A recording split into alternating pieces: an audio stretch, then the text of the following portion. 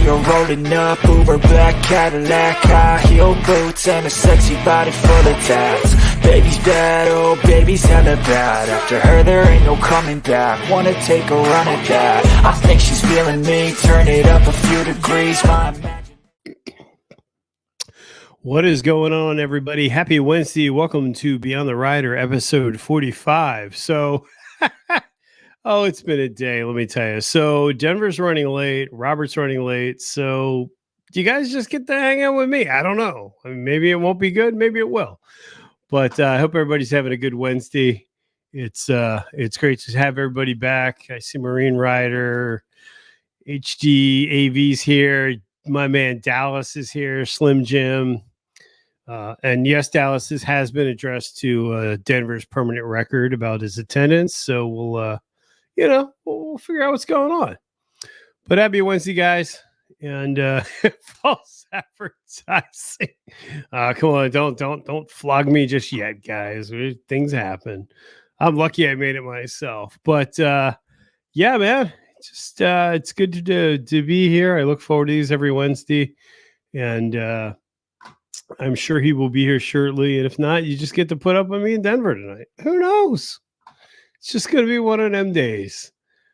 But I hope you guys are all well. It's looking like some really great riding weather this weekend. So I'm looking forward to getting out on the bike, and got the opportunity to start ordering my stage 1 kit. So I got my air cleaner coming in this week, or end of next week, I guess. And then I'm going to put a tuner on the bike and give the old girl some scoot. So I'm looking forward to that. So you guys can look forward to that video coming up. I also have a pretty big announcement coming up that you're going to have to stay tuned for. Won't be tonight, but some really good things getting. So I got a air cleaner. You know what? It's my show. I can do whatever I want tonight, apparently. So, guys, as always, do appreciate you hanging out. So I went with 3D, and I meant to share this on my social. I will be honest, I was kind of putting off buying an air cleaner because I didn't want to spend that and the money for that, and then the tuner I was kind of holding out, and I was going to see if some companies were going to work with me. But this is what I went with. Check out the discounted price. So the original price for the air cleaner was $299. They had them down to $40. Yeah, you just can't go wrong for an air filter. You could buy 2 for that deal and still make out. Hey, the Beard's in the house. What's going on, the Beard? Are you guys live tomorrow? Let me know if you are. Hudson Motivisual, what a tease. I know, Dave. I'm a failure. I will take my beating like a man. So we're waiting on Robert Jr. Junior. Gonna get killed for that one too. Denver is en route. He should be here soon. Yes, Goose, you get what you pay for. We're gonna maybe have to contract out Denver's job. Don't tell him when he shows up, because he probably doesn't listen to the show anyway. But yeah, we might have to get rid of him. I got the what did I get?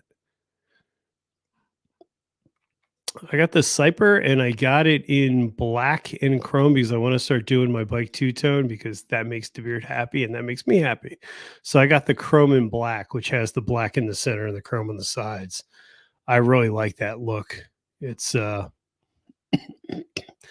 to be a really it's going to make it for a great look, and then I'll probably do the same sort of style on the horn.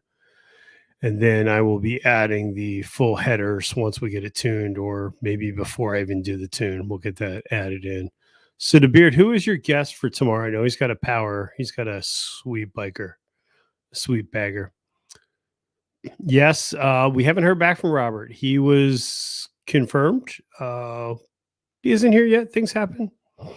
So hopefully he makes it, and we'll all be good. He did advertise it, so he knows it's tonight. So what are we gonna do? Two-tone for life. That's right. That's how we roll, baby. But yeah, so I'm gonna go with that. I think I'm gonna go with the FP3 tuner Just keep it simple. Not going to do anything too crazy, and then I'm going to add the header pipes.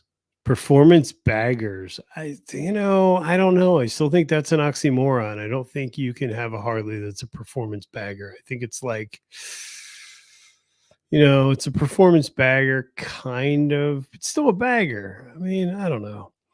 I want to see a full.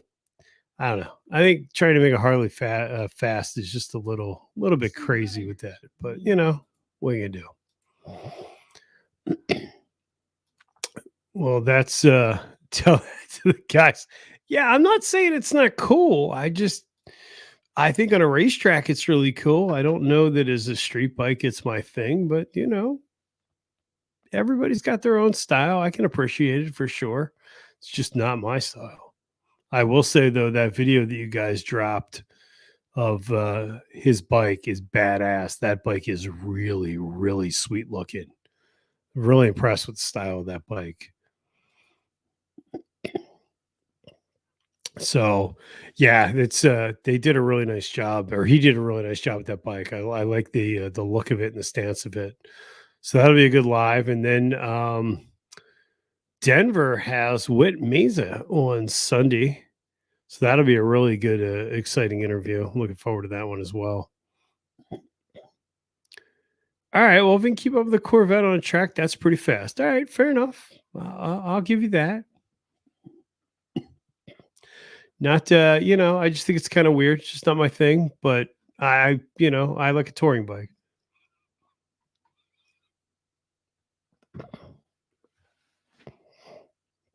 But I can say that all the STs that I'm seeing in the dealerships are going in and out quick. Robert's joining us now. Apparently, he forgot about me. I'm so heartbroken when your guest and your co-host don't show. What are you gonna do? Things happen. But no, and it's right. I respect it. I respect all things. I respect you, DeBeard, even more so now with that pirate beard you got going. I like it. So we got Robert en route, and then Denver will be here. I was kind of hoping that Robert would show and Denver wouldn't, and then we could talk smack about Denver getting arrested or something. But it's not going to play out for us. Yeah, it's the one thing I do respect. I respect no matter what you ride. You ride. There's nothing wrong with that. I don't have a problem with that whatsoever.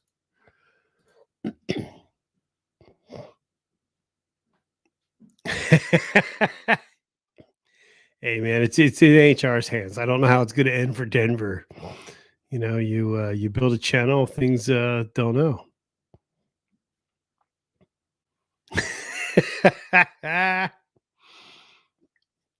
Oh, true. Pete, how you doing? Yeah, so Robert will be here in a minute. Denver will be here in a minute. So you're stuck with me. Wind Road Therapy's in the house. Another NYPD. Very nice. So no, it is not false advertising. We're just waiting on Robert. Denver, we don't care about Denver. Denver shows, he doesn't show. What are you gonna do? So it's all in Dallas's hands. Yeah, we could have brought Droop in and just said he was Denver. Well, it could have worked. But yeah. So I guess this is what live TV is like. It's like, oh, well, that didn't go well. DeBeard, you riding this weekend? I'm thinking about taking a ride up to Route 32 to check the place out. I didn't get there last weekend, unfortunately. I just saw Denver in this side chat. Oh, that's just wrong. That's how he would troll me too. Oh, Denver. I gotta, things fall apart. Maybe I'm a solo act. I mean, maybe my YouTube career was good and it's ended, and nothing we can do about it. There he is. Oh man, I apologize. Oh man, the side chat turned on me. They said it was false advertisement. Called me a hack.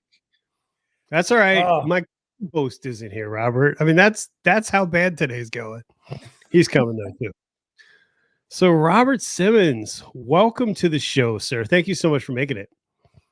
Oh, I appreciate it. I want to thank my wife too. I got some people doing some work in my front yard, and she goes, "Don't you have a live stream today?" I'm like, "Oh, damn it!" So and it's not that. Listen, I don't want you to think that this was something that wasn't important. I was all ready for this. It's on all my calendars. I No, apologize. and you were promoted. Trust me, I understand. I was on a work call. I was like, okay, I gotta go, guys. I gotta get off this call to get on YouTube. Wow, pleasure So to how are meet you, things in man. Georgia, sir? Everything's good, man. Just Yeah, been busy, man. Been busy. that's not a But bad good thing. kind of busy. Good kind of Good kind busy. of busy is a good kind of busy. Yeah, recorded No, 2 videos today, and uh, trying to clear out my garage, stuff like that. I have nice. to.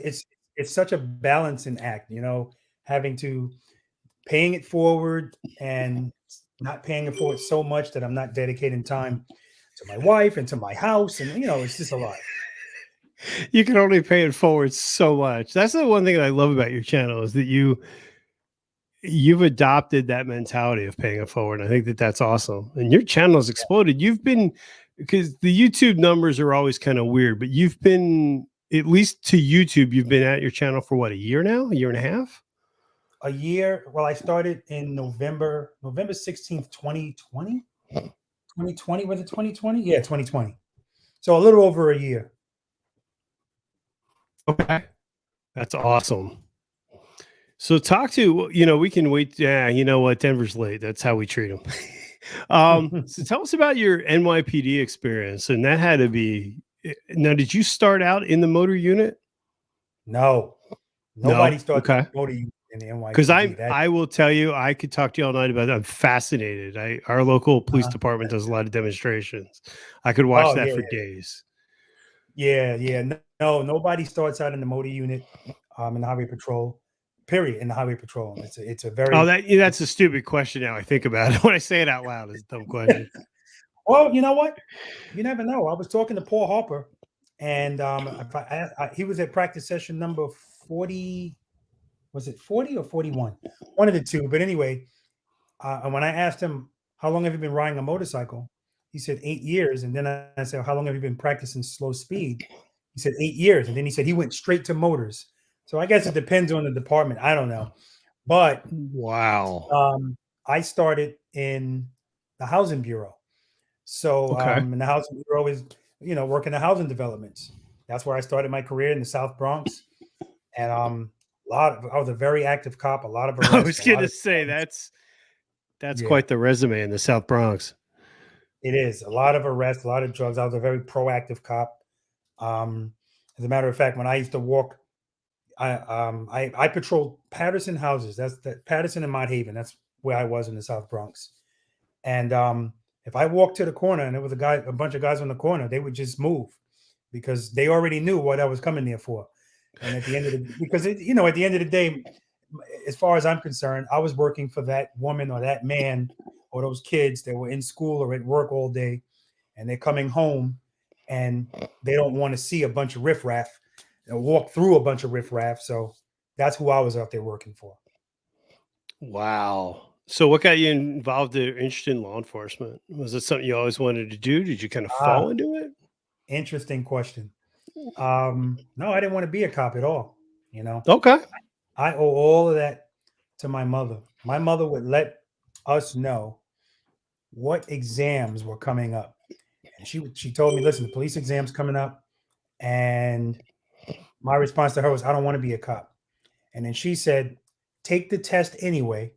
And when they call you, if you don't want it then you can say, I decline. It's funny because thinking about that, fast forwarding, there were cops that I worked with that when a promotional exam was coming up, you would hear cops say, I don't want to be a sergeant. I don't want to be a boss.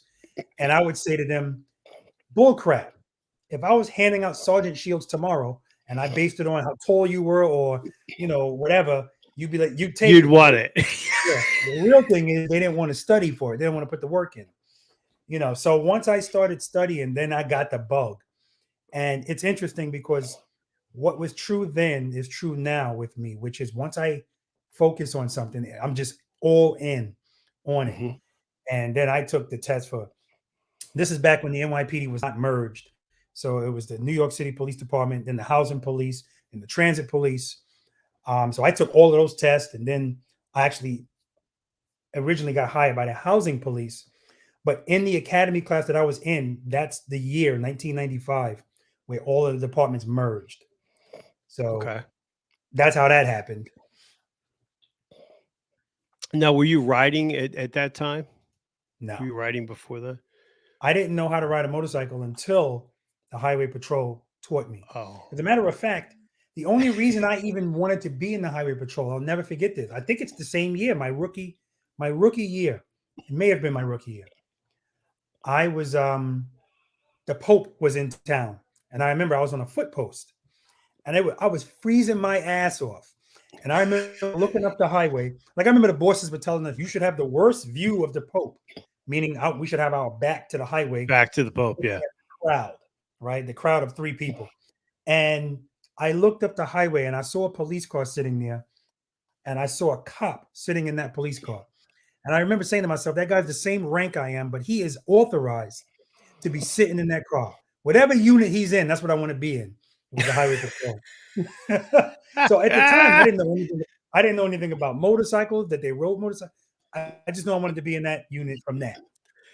I wish I could give credit to the channel that I saw. I want to say they're LAPD, but the video I saw, there were 2 people in the class that never ridden a motorcycle. And I'm thinking, I guess that's an awesome way to learn and a scary way to learn. I mean, your skills are a skill set to showing you what can be done with a motorcycle.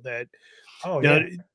what was that class like? Because I forget where it was, but there was things you watched during lockdown. Like I'm gonna binge watch this today.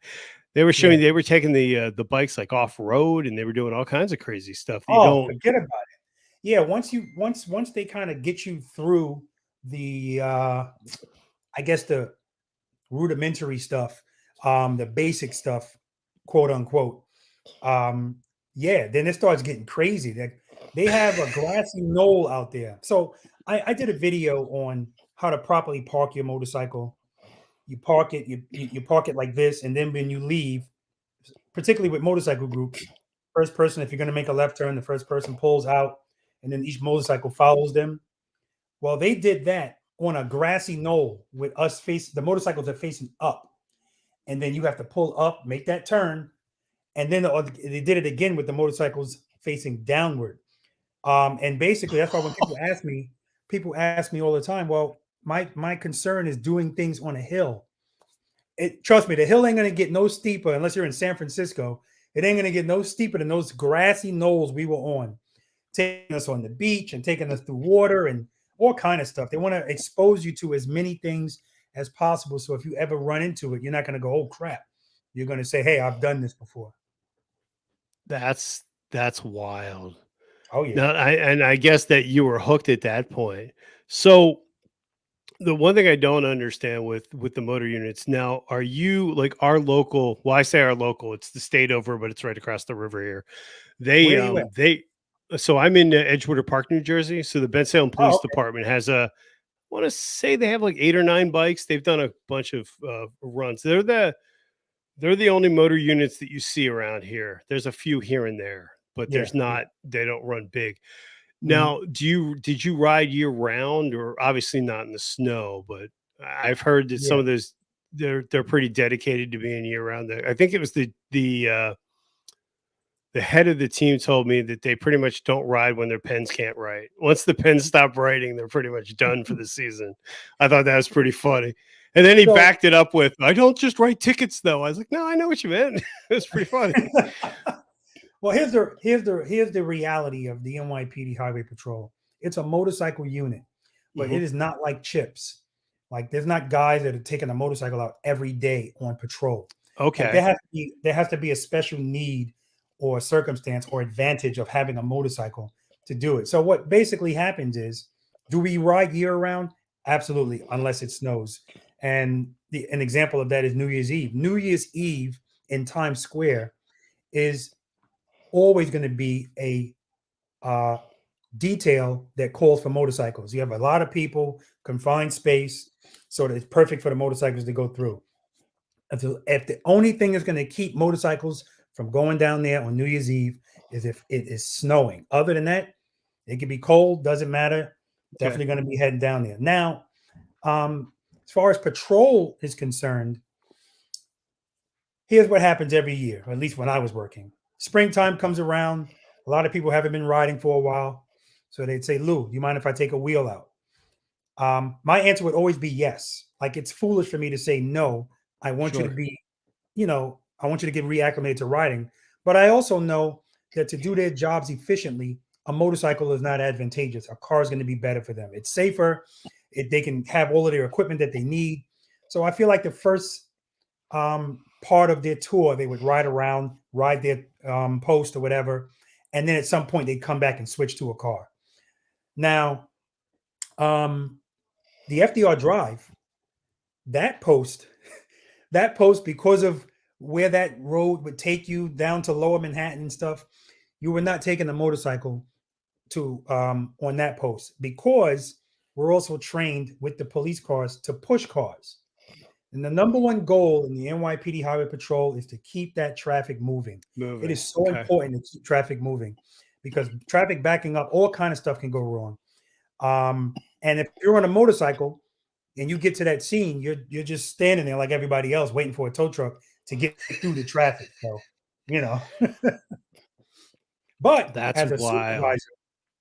supervisor, yeah, it would be a lot of times where I would say I'm going to take a motorcycle out just to ride around and check on my guys and my sergeants, because I have a different level of responsibility. Now, how is that psychologically, I guess would be the word? Was that a hard transition going from a unit to going to a bike? Because I would assume that your tactics as a police officer would be completely different without having any sort of cover or any sort of, like you said, you can only fit so much on a bike. And I would think the bike doesn't offer that much protection, clearly. Well, it doesn't offer that much protection as far as what are we talking about? Like a car hitting you, or like somebody shooting at you? Car hitting you, shooting at. I'm just trying to think of all the scenarios, because you're going from a car to being in, on a bike. Yeah. I mean, at the end of the day, the car is always going to be safer for all of those reasons. You have more cover, you have more protection, you have airbags, you have crumple zones, you have all of that stuff. However, you didn't join a motorcycle unit to not ride a motorcycle. At least that should be the case, because trust me, there are people that join the motorcycle unit and they don't want to ride the motorcycle. It drives me crazy. Just like the whole practicing thing. There are people that got into the unit, and now once they pass motorcycle school, unless a detail comes up that requires them to ride and they get selected, like they're not going to volunteer for it. But see, those are the dangerous guys. They don't realize that if you try to shy away from it and now you have to do it. Now, yeah, you're wearing boots and breeches, but your confidence is down here because you don't practice it. Yeah, and that's got to be extremely dangerous. So you did, I assume, in New York, you did a lot of VIP escorting and things like that? Yeah. Because I used to love when they had the Democratic National Convention in Philly. It was great because I worked right outside of City Hall. And it was awesome to see like all the bikes blowing down the street and blocking traffic, because you don't see that every day in Philly. Yeah, let me tell you something. Those conventions, those were always huge for the Highway Patrol. The thing that's important to know about the Highway Patrol in New York City is if anything big is going on in that city, we are involved. No matter what it is. If it's big, we're involved. So the thing about the national convention, the Democratic and whatever Republican national conventions, so many people, dignitaries, are coming to the same place, and they all have their own escorts. So it's all hands on deck. It's a lot of motorcycles, a lot of cars, a lot of long hours, a lot of overtime. Because they have, because you have because you have the UN meetings too. So you have all that. That's got to be crazy. And then on top of all of that, the president is coming too. That's a whole nother thing. Oh, yeah. It's a lot. It's when I really think about the stuff that the NYPD is, the largest police department in the world. When I think about the things that they do and how we handled it logistically, putting everything together. It really is impressive. That's amazing. So Denver just popped in. We'll give him a hard time and then we'll get back to it. Give me 1 second. Okay. Wind therapy. Denver, what's up? welcome. Hard Yeah, time my ass. Come on, buddy. They put out an APB for you. Robert still knows some people, but then he found out you're from Seattle and they don't expedite or not, they don't extradite, so you're safe. I gotta go. Talk to you later. Well, I don't feel so bad now. I still feel bad though that I was late. Things happen, man. This is just great to sit and talk to you. So, Denver, when we covered a lot of great stuff. You missed it all, but Oh, awesome. apparently they teach how to do wheelies in the motor class. It's all sorts of good stuff you missed. Nice. It's all Troop wants recorded. your You can go job, back by and the play way. it. It's all Yeah, recorded. Robert's not giving you a good reference to HR, but it's all right. We'll get Yeah, I'm trying to. I got some technical diff. Whoa, now it's even worse. I am so prepared today. It's awesome. Oh, maybe we need to start practicing a podcast along with riding a motorcycle. Maybe there's a bigger thing here for us. And Robert just he's back. He froze for a second. The camera looks great. The camera looks great. Nah, piss on it's just how it's gonna be for tonight. That's awesome. So did you start offering the training classes right away? I mean, because you have the preloaders, which I think is awesome that you're doing that to let people come out and sort of engage with you. I think it's too, it builds your brand, but it gives you, I mean, there's not a lot of training, at least out here. I think that's fantastic. I've heard about that. Mostly in European areas, they say there's not a lot of training there. This whole thing is it's really surreal because none of this was my plan. Like none of it. Practice sessions, none of it. I just decided to go to a parking lot one day and do a short video because I was going out to do ride like a pro. And I was That's right. I was sick of just taking from YouTube. I said, let me just do one video and give something back to YouTube. And after that video, which is I named that video, I think the basic fundamentals of slow speed motorcycle operation, something like that. A few videos after that, you can see it was like all over the place because I didn't know what the hell I was doing. I'm riding the Harley-Davidson or whatever. And then I said, you know what? I put a video out saying I don't like practicing alone. I would love for somebody to practice with me. So if you're in the area, come by. And that's where practice session number 1 started. And I thought I thought this was going to be a one-time thing. I thought it would just be people locally that would probably come by. Whereas now I have people, coming from everywhere and putting it on YouTube and putting the whole thing on YouTube. It's like giving people classes all over the world for free.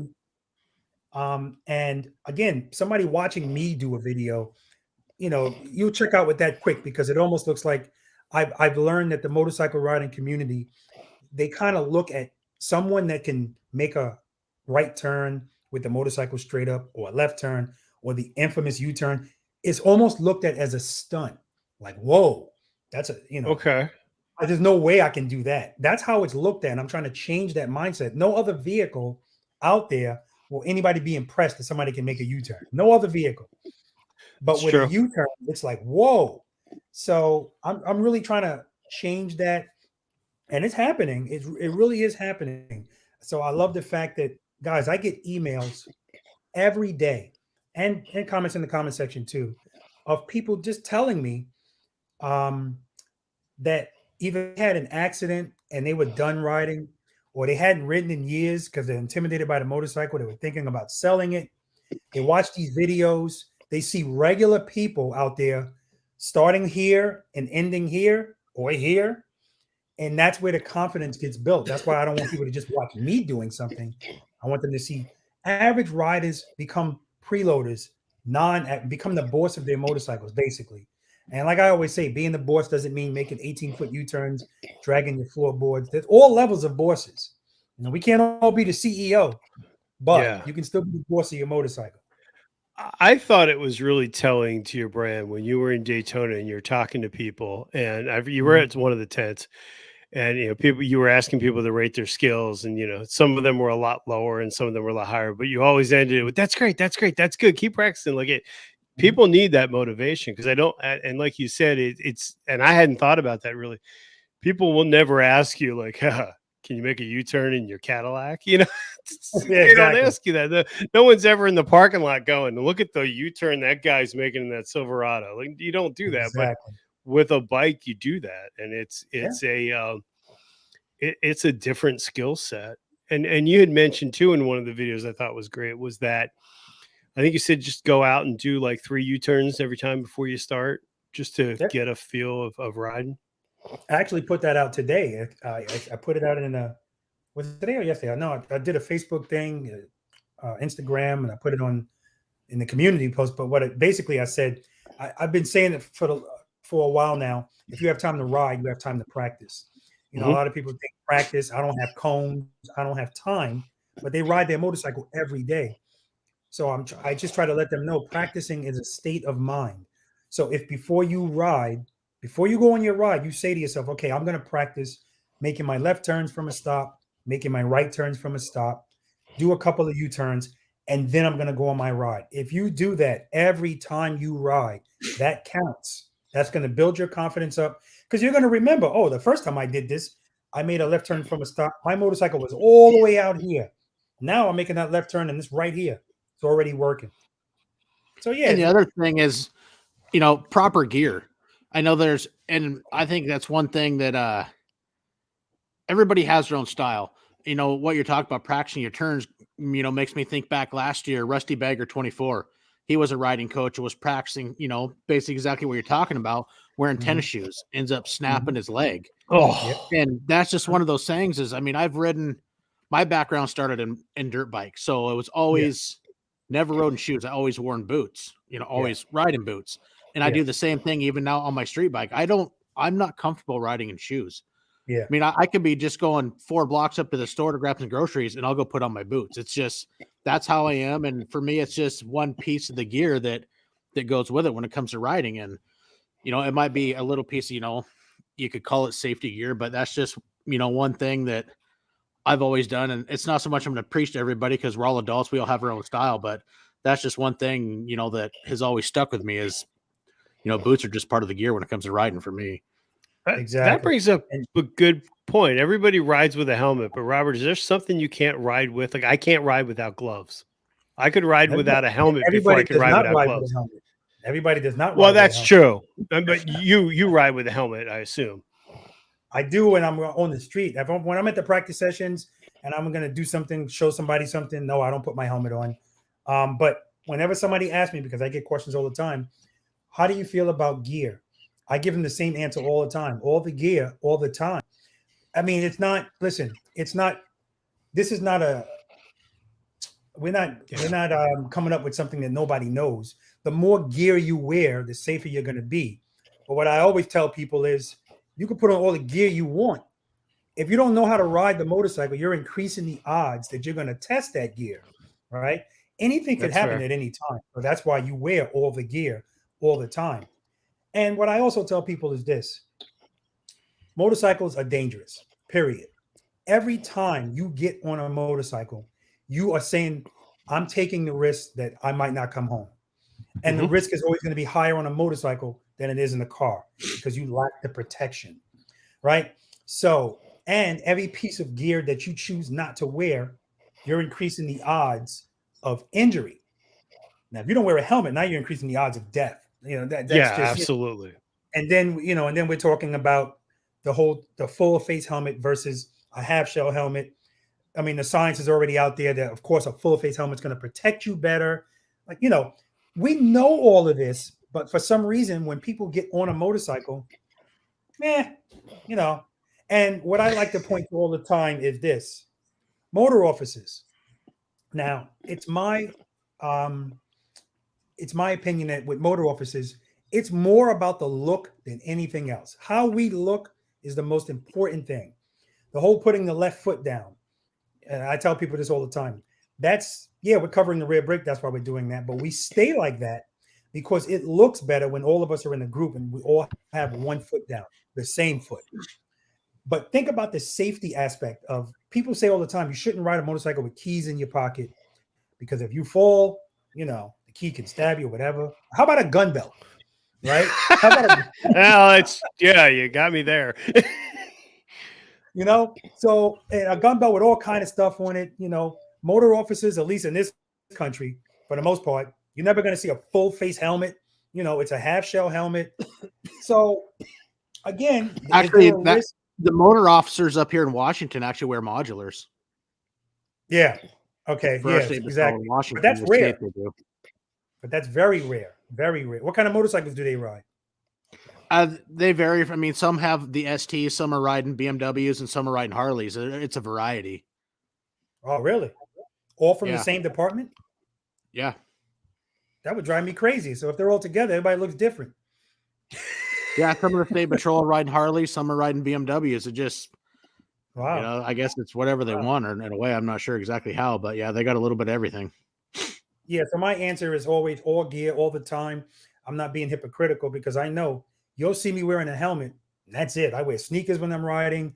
But again, we're also going to do things in our lives based on our experiences. So if somebody went down and hurt themselves, you can best believe the next time they're going to have on a whole bunch of stuff. But the issue is people that have never had anything happen, they feel like they're bulletproof. And that applies to learning how to ride the motorcycle too. Oh, I've been riding 50 years. I've never had a problem. All right. Everything's okay until it's not. Yeah. Now, did the NYPD only have Road Kings? Yeah, that's it. That's it. In my era, I mean, eons ago, they had Indians for a short period of time. Really? Interesting. Because Mhm. I know, I think when our motor unit started when I was a kid, I think they had the, you'll know better than I do. What was the chip spike? That was a Kawasaki, wasn't it? The KZ1000s. Yeah. Yeah. That's what they had. And then they went over to the full Harley-Davidsons. Yeah. Which I think is kind of weird because that's what you think of when you think of police motorcycles. You think of that iconic Road King. Yeah, at least I do. Yeah, it's such a good look too. It's important. I want to point out that the whole motorcycle thing, it's not a world that I was really in. Even when I became a motorcycle cop, I wasn't really into motorcycles. Like, I want to ride all the time. I want to buy my own motorcycle. It was a while before I bought my own motorcycle, which was a Honda VTX 1800. And even after a while, I sold that. And even when I first moved down here, I didn't have to Savannah from New York, a Pooler, I should say. I didn't have a motorcycle. I didn't plan on buying a motorcycle. I just happened to be working with someone that kept talking about his motorcycle, and I started getting the bug. And I remember saying, I'll never buy a Harley. I rode Harleys, they're crap. So I went and looked at an Indian. I purchased an Indian. And it's just funny how that's why I stopped saying never when it comes to a lot of things. So you have 3 bikes, correct? 4. Okay, let's talk about what's in the stable because I missed one somehow. Okay, so in the stable is and I'm going to say it in the order in which I like them. Because this will be fun. It's like talking smack about your kids. Let's hear it.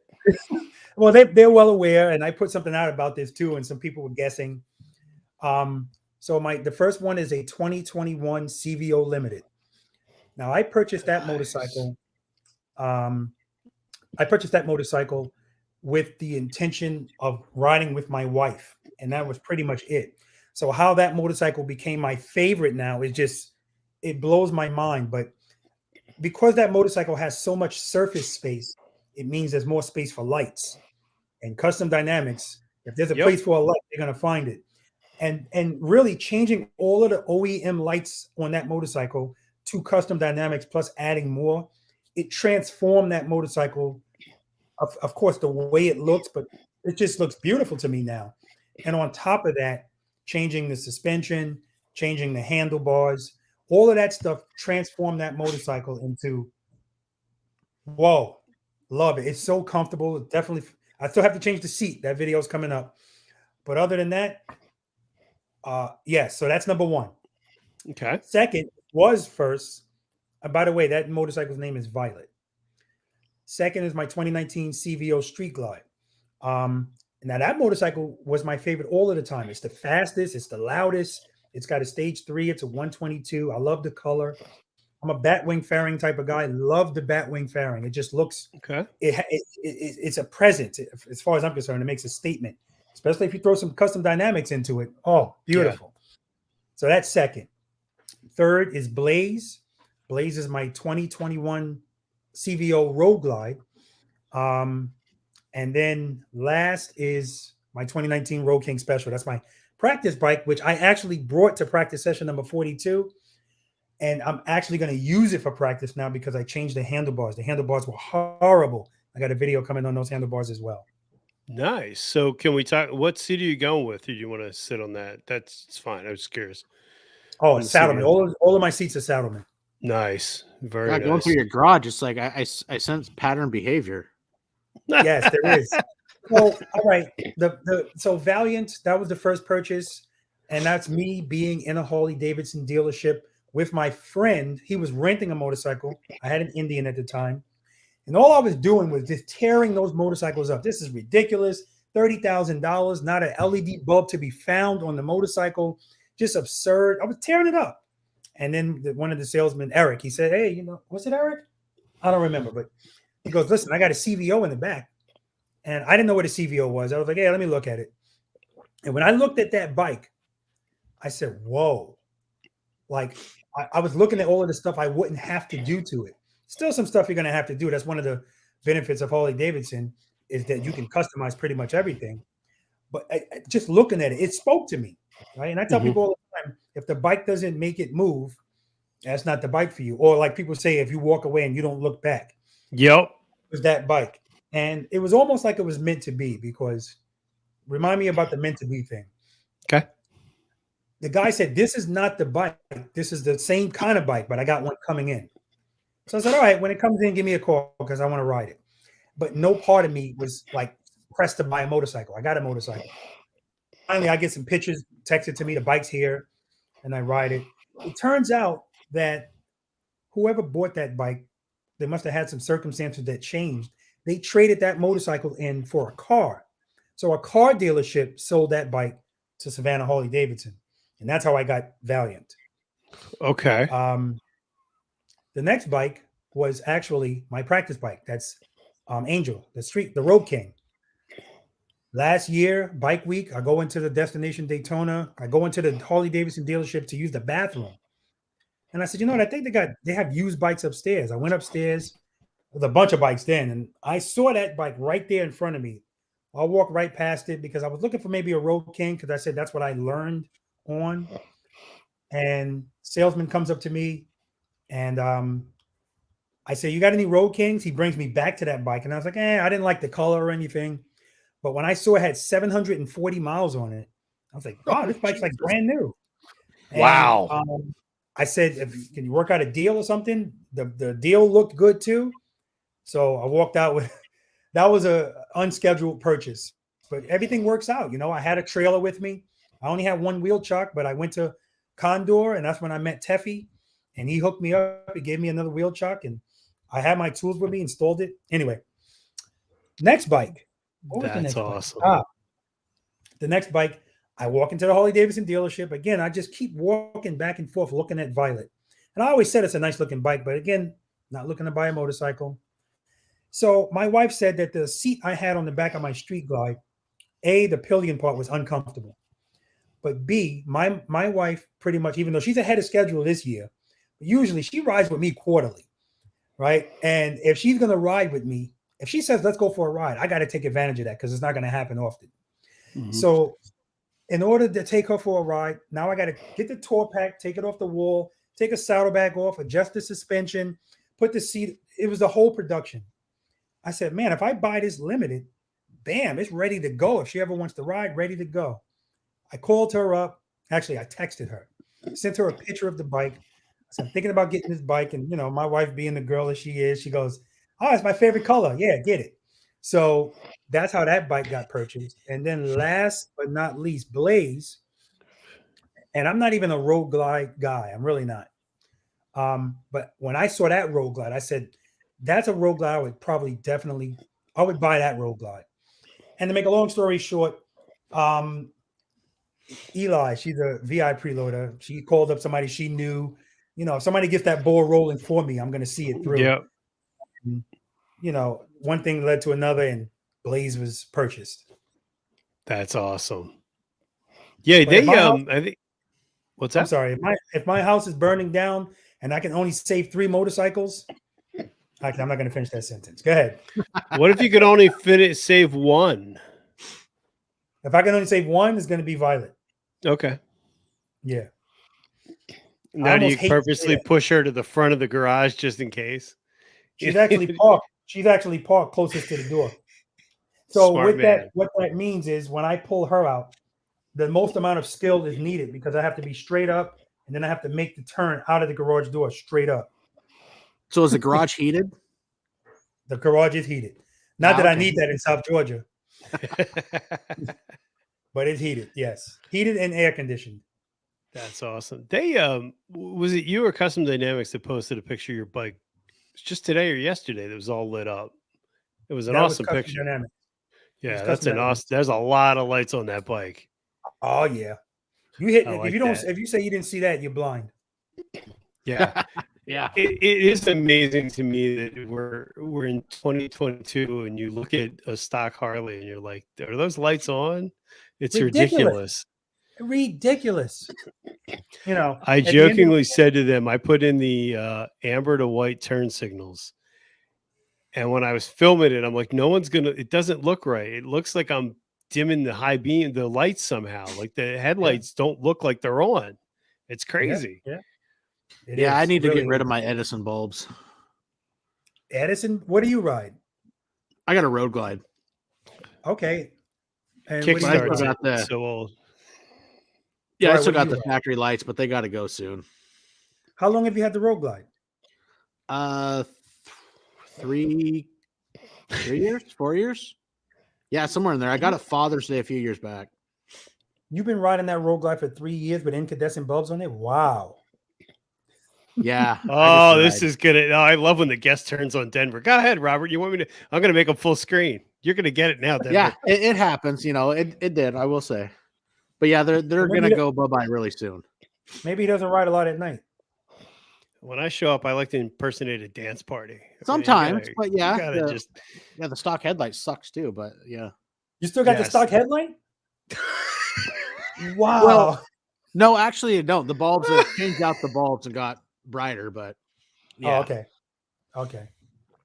Whoa.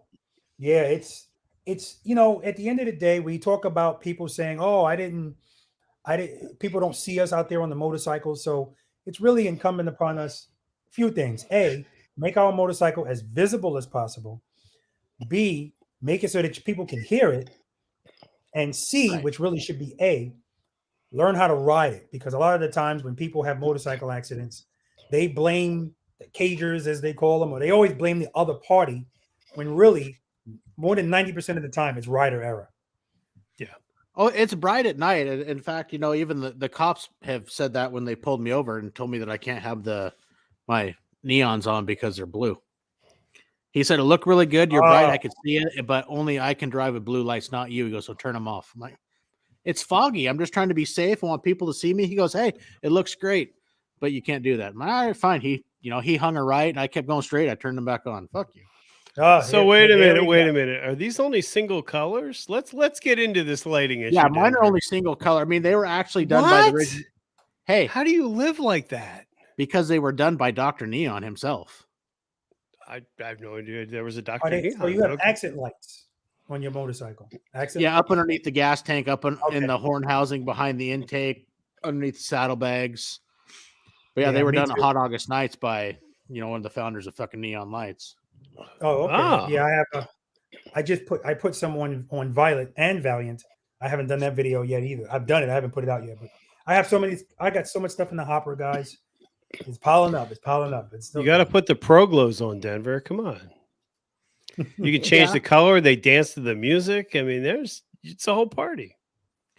Yeah, maybe on the next one, or maybe upgrades are coming soon. Who knows? I have to get more sponsors. That's fair. Go. That's fair. Yeah. It is amazing how much Oh, you ride. I assume you ride strobes in the back of your bike, Robert. I have the magic strobe. The Yes. strobes, yeah, that's a huge difference. I can't believe the difference.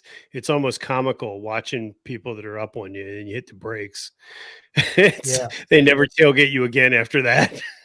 So it's especially with Violet. So there's 10 or 11 settings for the magic strobe, and I always suggest people use setting number 6, because Yep. setting number 6 is going to strobe the lights for about 3 seconds and then just stay solid.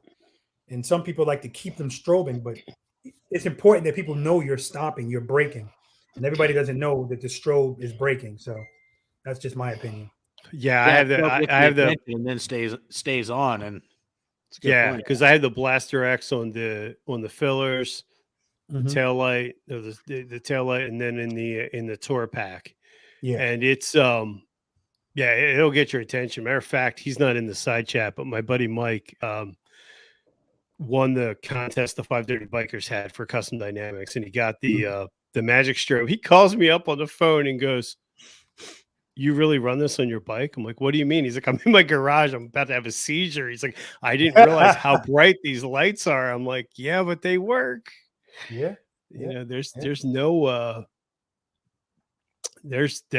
there's a lot to be said for lighting, especially because I have listen, the more importantly, all of the lights are cool. And I'm not trying to do a custom dynamics commercial, no, absolutely. but I just love their products, and because again, they don't just look good; they're functional and they keep you safe. Particularly those fork lights and those saddlebag lights, Mhm. the latch lights, because now you have lighting on the side of the motorcycle, which motorcycles don't have. They just have reflectors. Yeah, and I mentioned that when I did the saddlebag lights, the cross visibility is huge. That's why at night. I run the pro glows in white and Uh, I just leave them on because at least it's something. what do you ride? So I have a 2014 Ultra Limited. Okay. So yeah, you got But all that it's surface space. yeah, and I joke every time they come out with a new light. I'm like, I can fit that on. As long as the bike's still going to start, we'll put it on because I have the same one that you do. I have or though you may have the sequentials. I have the dual color headlight trim light. I love that light because it's nice Yeah. and high and it's that Mhm. pure intensity white. Yes, absolutely. When Dave from Custom Dynamics was on here just last month, I said to him, I said, it's one thing to see it in the showroom, but you can tell, like I was this is when I made the mistake of buying the cheap Harley one, the amber Mhm. Harley one that they had. We were at a light and I looked over and I'm like, those lights hurt my eyes and it's noon. I'm like, that's gotta be, a custom dynamics light. And it Mhm. really does make a difference. Oh yeah. Oh, Droop apparently wanted me to tell you, Robert, that I ride a two-tone bike because I'm a geezer. So they like to have fun with my two-tone bike. Hey, I'm just, it is what it is. Droop, what color is your Ultra Limited? I'll wait. He doesn't have one. That's why. Oh, That's he's why got it's that super funny. fast. Oh, wait, no, sorry, wrong guy. Yeah, it's okay. But no, it's amazing. Here we got Big Smitty's got to chime in. He has a gold wing, so there is really no. I have a geezer glide in the Harley context, but Big Smitty took it to a different level. Goldwing. Goldwing is the Cadillac of motorcycles. It's a hell of a motorcycle. So, Robert, I, do you enjoy getting out and traveling by motorcycle? Taking off for multi-day adventures, or is that kind of not in your wheelhouse? No, nobody. No. So first of all, I have bad hips, so being on a motorcycle for any extended period of time is not fun for me at all. It's the pain. But I feel like even if I didn't have that issue, yeah, being on my motorcycle and taking like a long, like riding 12 hours, no. That's why I got a trailer. I'll throw it in the trailer, which I'm planning on doing this year. I want to start going to places where the riding is good. But for me, riding on those roads is the fun, not riding to those roads to ride on those roads. I know that's, so that's pretty much what I'm planning on doing. I'm planning on going to Sturgis this year. nice. But I'm going to Sturgis when Sturgis is not going on. Because really all I'm interested in is those roads out there in South Dakota. And I'm not interested in paying jacked up prices for hotels and stuff like that. You know, that's going to be astronomically expensive. You know, the more I think about it, just getting there and then lodging and stuff, and then so that's my plan. That's Nice. yeah. I think Sturgis would be great without the people. It just sounds like I'll go without the people. It sounds way more appealing. Denver's going to Sturgis this year. Yeah, but I'll be there in June, into June for a weekend for a few days. Yeah. Okay. Just making an extended stay. Yeah. Well, the rates really go up for the cabin I got when it comes to Sturgis. Yeah. As a But matter I'm of gonna check fact, that place out. It looks like a pretty cool freaking place to stay. It's just outside of Sturgis, no name city luxury camping RV place. Yeah, that's what I got to start doing. I have to start looking at places because really, I said Sturgis, but I know I'm not going to be in Sturgis. Because everything is really around Sturgis, the outskirts of Sturgis, as far as the riding and stuff. So I'll find some place to stay, and I'll let people know that I'm going to be there. I don't know if there's a Harley-Davidson dealership someplace down there or something, but I'll let people know I'm going to be there if they want to do like a little meet and greet. But I really just want to ride. I want to ride. That'd be I'm awesome. going to go up to North Georgia and do some riding because a bunch of people are telling me that the riding up in North Georgia in the mountains it's great. So I definitely want to do that.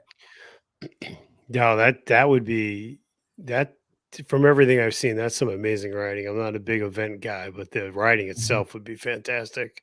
And I think that there gets a lot of knock about people trailing bikes. But to your point, if everyone has their limitations, my wife can't ride the way she was able to ride, and so we had thought about that. We were talking about going to Skyline Drive or the Smoky Mountains. Just take the car, or if we can't travel the bike, however you're getting there is getting there. I mean, I think that's awesome. Yeah.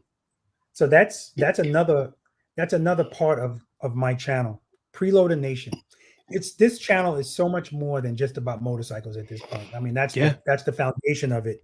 But we're like, it's a family now, right? It really is a family. And this channel is based on positivity. It's based on no arrogance, no judgment.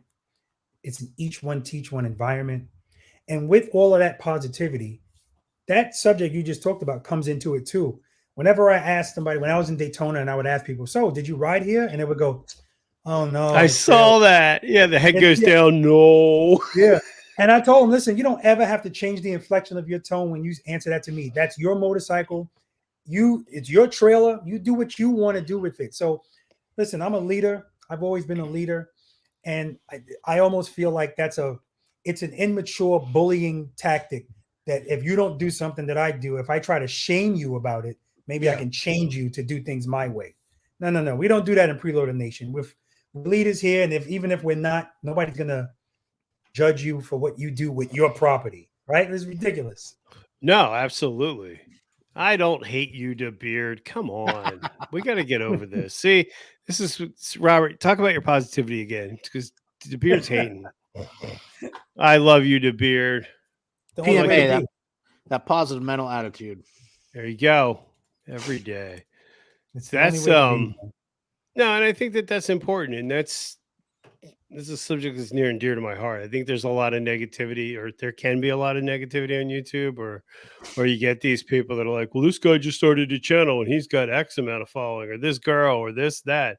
You do you, boo. Whatever works for you. I mean, unfortunately, you get men involved in anything and it becomes a contest of mine's bigger, mine's better. But I think that's important.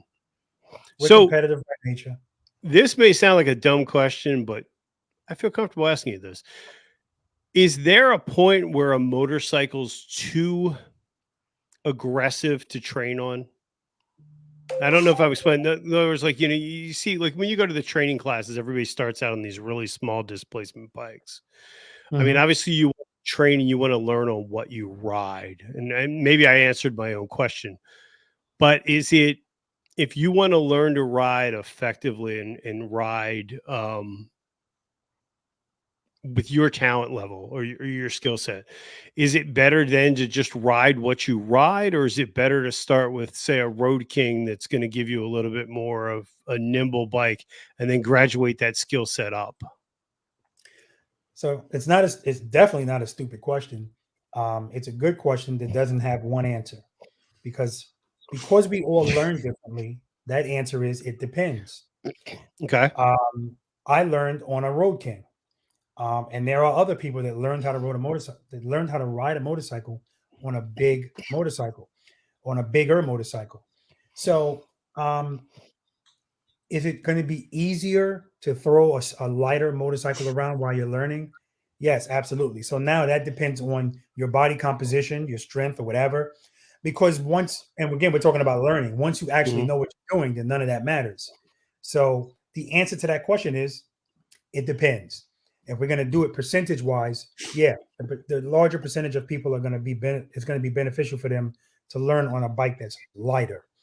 But again, I can't stress enough. Once you learn the techniques, the weight of your motorcycle is irrelevant. Muscle memory.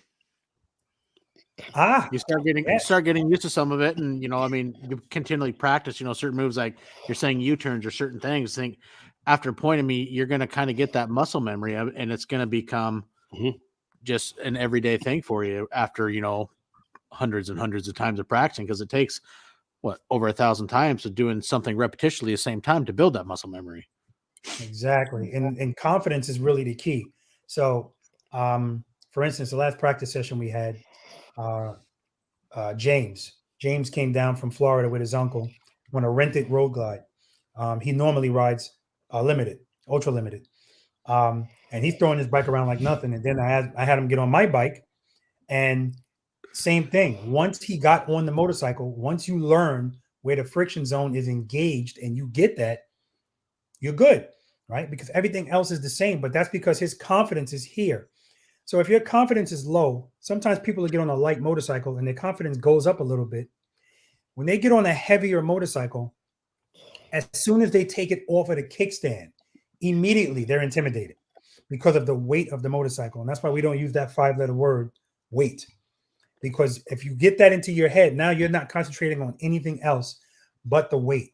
When really, as long as you keep power going to that rear wheel, you don't have to worry about the weight. And like he said, muscle memory. It's one of the things we practice for. You have to do stuff over and over in order to replace the instinct with the muscle memory. So yeah, these are the things that are key. None of this stuff is rocket science, Well, and in watching your channel, and I know for some people it may be obvious, but I realized that not only because at least in my instructor class, they tell you that, to look where you want to turn, but you had brought up a point with U-turns to look beyond where you want to turn. That's helped me a lot because my head goes around and it keeps going. And I still have the psychological issue. I'm going to hit that phantom elephant that's now ran out in front of me, but I always have that.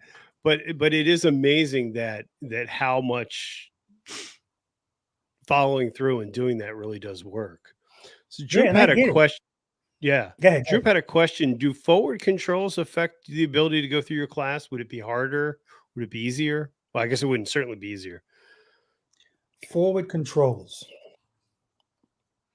No, I mean, listen, what I want to say is my practice sessions are for all types of motorcycles. And I feel like I need to keep saying that on every video because people look at the video and they see nothing but baggers and they just assume, oh, that's just for baggers. But no, it's for all types. As a matter of fact, May 1st, I believe I have somebody come into that practice session with a sport type bike, which I've been dying for somebody to come with a sport bike because I need people to see that these same rules apply. The only thing that's different is a sport bike turns like this. That's it. So that person's going to have to lean more to make the U-turn. Whereas if you're riding a bagger, you just have to lean a little bit because you can turn the handlebars more. I don't know if I answered the question. No, that's a really good question. This is a question I was going to bring up. How do you feel about the hydraulic clutch? Because one of the references that I heard that the motor departments, especially because Jerry, am I saying his last name right? Palladino, is that how you say his last name? I don't want to screw his name up. He's like motorcycle royalty. I can't screw that up. He was saying that one of the biggest complaints with the hydraulic clutch is you couldn't adjust it. Now I have an hydraulic clutch and I don't notice it, but it's what I have. So I've never compared it against one of the newer ones with the cable clutch. Yeah. Do you practice slow speed maneuvers? I do. Not as much as I should, but I will be. I'm going to get my cones too. Okay, good. So yes, the advantage is with the cable clutch, you can adjust it, bring it in more. If you have larger hands, you're not going to have a problem with that. It's really an issue for people with smaller hands. And of Okay. course, there's things you can do with that. People change the clutch handle, and then that takes care of it. But outside of that, my 2019 has a hydraulic clutch. Actually, both my 2019s have hydraulic clutches. Both my 2021s have cable clutches. You know, you can get used to anything. I don't have an issue with them. Yeah, no, that's the other thing too. If you're looking at next fight, Canes for you. Come on, you guys are just rough about my geezer glide. You really are. You're just mean. they're just not nice people, Robert. I'm sorry for this. That's the other question. So you're using the soccer cones, right? Using the flatter ones. You're not using the traditional cones. Well, they're not Or do flat. you use both? Well, they're not flat, but they're not a peak. Yeah, no, they're not those real tall cones. That Not the wouldn't road be. cones. Yeah, that wouldn't be practical for me. Yeah. Because it's a lot of cones, which means a lot of weight. And sometimes if I'm doing like a private lesson, I can actually I put a picture of that out today was it today or yesterday? On Instagram and Facebook and whatever of Angel saddlebags and tour pack with full of cones. I have that option to do that. And the good thing about those cones, when I first started practice session number 1, 2, 3, I don't know how far I went with them, but the first cones I bought were crap. Like apparently the first days I used them, it wasn't windy. But the first windy day, I'm out there setting up, and then all of a sudden, my whole cone course just moved over to the left. I'm like, oh my God. So I had to invest in some heavier cones, but still nothing really big. And I found that the company that I found perfect. They use them for soccer and sports. But man, these cones are awesome. You run them over with the motorcycle, they're tough and they're nice and bright, so you can still see them on camera. So they were like the perfect addition to what I was doing. Nice. So I'm gonna go out, and anyone that goes out and buys a set of cones, how many should you buy? I mean, do you have a thought of? I guess you can't have too many, right? But is it? It depends on what they want to do, Okay. because at the end of the day, unless they're trying to run like I do 9 exercises and a bonus all at once, then yeah, you need like 200 cones. But if you're just going to do a U-turn box and then you want to do something else, you can use those same cones and set up something else. Just So you don't need switch a whole around. bunch. Yeah. That's awesome. Somebody else is talking Debeard about this just on it. two-tone limited. Yeah, What's the it's- two-tone color? What So color I is it? have gray and blue, or it's Gray gray and on it's gray on gray. I'm sorry, with a blue pinstripe. It's like I'll see now. I don't even know what the color's called. Violet is two-tone. She's purple and black. Valiant is gray and blue. So all of my motorcycles except for and Blaze is orange and fade and black. The only one Mine's vivid black with a gray stripe through it. I mean, DeBeard, all I'm hearing is you could take your arguments up with Robert. That's all I just heard out of this conversation. I mean, if it's good enough for Robert, I don't see there's a problem, DeBeard. They just like giving me crap because they're from Jersey, and apparently when you live in the Pine Barrens, you got to be like all the cool kids with the single bike. Now, in their fairness, at least they're not black single-colored bikes. They at least have some color to them. Yeah, all you Jersey Shore guys. Yeah. I'm gonna be in Jersey. You coming out? When? May 14th. Oh, mark my calendar. Yeah, May 14th. I have a traveling practice session that's going on in Allenwood, New Jersey. That's going to be fun. As long as it doesn't rain, that's going to be great. I'm really looking forward to that. And then on May 15th, I'm going to be in Maryland, Columbia, Maryland, doing a traveling practice session there as well. DeBeard, you're not invited. You made fun of my bike, and we're not going to have that kind of negativity because that will make me drop my bike. And I don't want to drop my bike around a bunch of YouTubers. Oh, you don't want Blackbeard to come see it? Nothing wrong with dropping your motorcycle. If you drop it on a closed course and safe and controlled environment, you're just getting better. It's better than dropping it on the street and a car running you over. That's what those crash bars are for. That's right. Engine guards and saddlebag guards. That's all that's going to touch the ground. And it's going to be the underside of the bar. So when you stand the bike up, you're not even going to see it. I like the ones that you have on your bike that protect it, that have the guards on top of the guards. That's a cool idea. Yes. Motorcycle drop. I'd never seen that before. Yeah, that's a really cool idea. And those are good because A lot of the times, if you don't tell people, they won't even notice that they're there, so they look good. Mhm. But also, they raise people's confidence. People that don't want to practice because they don't want to hurt their motorcycle. It raises their confidence. So now you don't have to worry about the motorcycle. When really, they really didn't have to worry about the motorcycle anyway if they have engine guards and saddlebag guards. But I don't even care. Whatever it takes to get you to go out and practice, do it and go out and practice. That's awesome. I love your positivity. I think that's fantastic. Thank So you. May 14th, and that's a preloader one, right? That's a preloader training. Yes, that's going to be a practice session. That's going to be at, I'll give you the location right now. That's going to be at Grace Bible Church. And the address for that is 4041 Squonkam. That's SQUANKUM. Allenwood Road. And that's in Allenwood, New Jersey. So that you needed reservations for that. That's already full. Okay. But everybody's still invited to come out and hang out because, of course, we're going to do a meet and greet. Cycle Fanatics is going to be there. So I got some Jersey people coming to represent. If you're in Jersey, you're I would love just to come and watch and hang out. That'd be awesome. Oh, absolutely. That'd be great. That is take your bike down there and fantastic. do a course, Bri. Don't be scared. Well, You got this. I didn't say I was scared. He said it was full. Are you paying it's attention? full. Denver? Hey, Full. I'm just trying to That help means that there's positive no more attitude. space. You know what Now, it is, Robert? Listen, He when couldn't we're hear done, me because he's got it. when we're done, if you go, hey Rob, you mind if I run through? Yeah, no problem. Go ahead. Knock yourself out. And I have a feeling that when I'm done, I'm going to be spent. These practice sessions, they wear me out, especially when it's hot out. With those cones still up there, I have a feeling I'm going to be talking to people and, we might, who knows what's going to happen. I don't know. I know I can't be hanging out too much because then I have to travel to Maryland and do the same thing the next day. Oh, wow. Where in Maryland? Columbia. Columbia. Okay. Very Yeah. nice. Mm-hmm. Well, Robert, This is it's the been a first- pleasure. Yes, thank you. That's That's awesome. true, Doss. No, and I mean, thank you so much for your positivity in the community. I mean, Oh, absolutely. I don't have the reach that some of the biggest channels do, but this is where this whole idea came, is just to sit and talk and realize we're more alike than we are different. And I really appreciate it. Absolutely. And I appreciate you guys. Oh, absolutely. So, DeBeard, can you plug real quick? DeBeard's doing a live tomorrow. So Baggers and Bruises is a live tomorrow. I don't know that there are any Friday. And then go ahead, Denver, give us the elevator pitch. Who you got on Sunday? Sunday, we got the one and only Whit Mesa.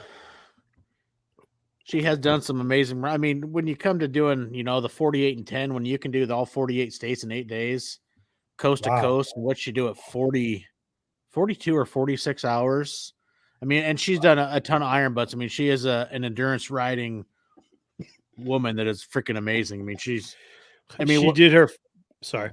No, go ahead. She did her first iron butt on a Sportster 1200. I'm like, Yeah. Okay. But She's you're not done right. a lot of the Iron Butt Society rides, and I mean, you can pretty much consider her one of the professional endurance riders.